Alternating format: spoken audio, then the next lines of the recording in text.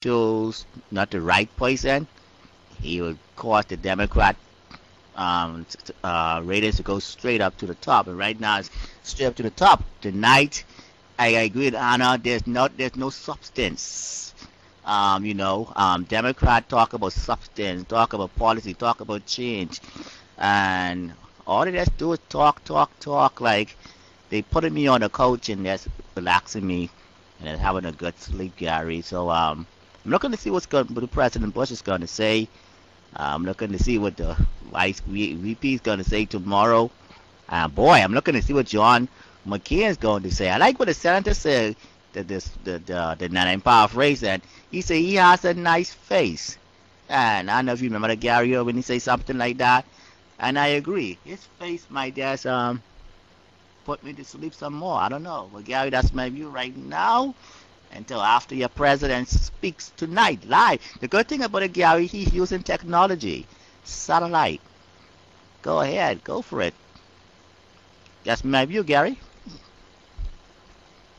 Well, thank you there, Peter. And of course, he is not going to be here.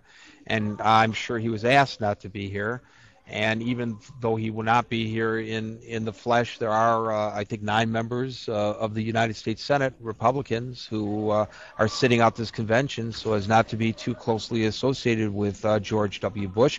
But the caller mentioned the polls. Initially, I was reading that Obama did not receive the kind of bump in the polls that he was looking for following the Democratic convention, but now it seems that he's starting to gain a little bit today.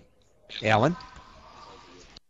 Yeah, Gary, for the first time since he became the presumptive nominee and now the official nominee, Obama, according to the Gallup poll, hits 50%. He now leads McCain 50-42, according to the Gallup tracking polls. Those are national polls. The interesting thing is, though, Gary, is that also what Gallup is reporting today is that in their daily tracking poll that Obama is finding more Hillary Clinton backers since the convention ended last week. It was about 70% going into the convention. It is now at 81%.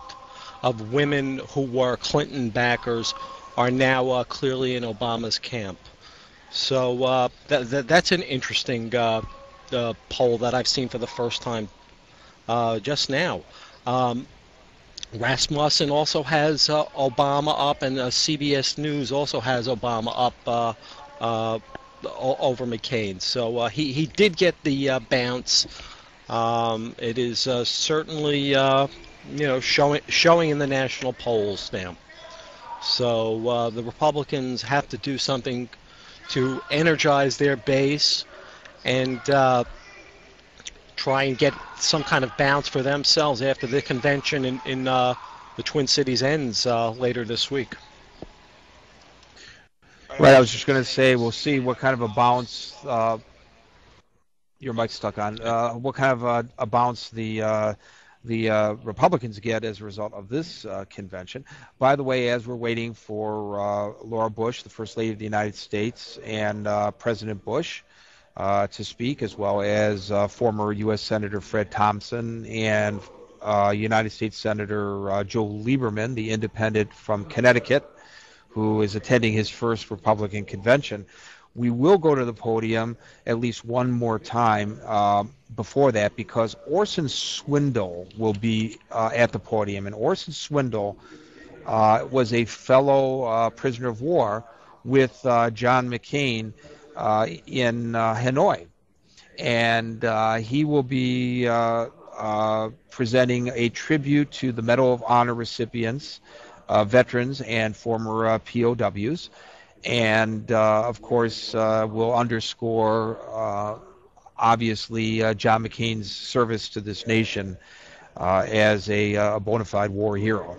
So stick around for that as well, coming up just before Laura Bush. He'll be just before Laura Bush. So for those of you who want to know when the Bushes come up, when Swindle comes up, you'll know that Laura's right after him, George is right after her, Fred Thompson, and then Joe Lieberman. So let's now go to our next caller, Trevor, who's joining us from Florida. Trevor, welcome to News Talk Online on paltalk.com. live from the Democratic National Convention. Hi, Gary. How are you? If someone can tell me what a vice president does, I'll take the job. It sounds cool to me. I'm a mover and a shaker. Oh, it just sounds so cool. I love it. Oh, I love it. Friend, can I tell you a story? I'll tell you something, Trevor. Whenever I come to you, I have no idea who's going to be speaking back at me. But yes, that's true. Sarah Palin did say in an interview, I'm not going to cut you off here, but Sarah Palin did say in an interview right after her name was announced to the country on Friday that she has no idea what the Vice President of the United States does. Is that correct, Sarah? Yes, I'm sorry, Trip. Yes, Alan. Well, how's the moose burgers up there, Sarah? Oh, they're great. Come on up and go hunting with us sometime. But I hope it's not seriously, Dick Cheney style. But seriously, seriously. Oh my God, Alan, I don't understand that answer. I don't know what it's like. What the duties of the vice president are. Are you kidding me? She actually said this. Yeah, I know, Gary, and it is. I guess that wasn't one of the 70 questions that were asked during the vetting process because they should have gone to 71 and asked that particular question. It is, if anything, is the ammo in the cannon for the Democrats against Sarah Palin's pick as McCain's vice president. That is certainly the soundbite that they will be able to use. And once again, George Herbert Walker Bush is being acknowledged. They just ran a video, a tribute to him, and that's the reason why. So let's get on to our next caller. Wait a minute. Was Trevor through? Well, I guess you're through, Trevor. Let's go to Nick in Rochester, New York. Nick, welcome to News Talk Online on Paltalk.com, live from the Republican National Convention.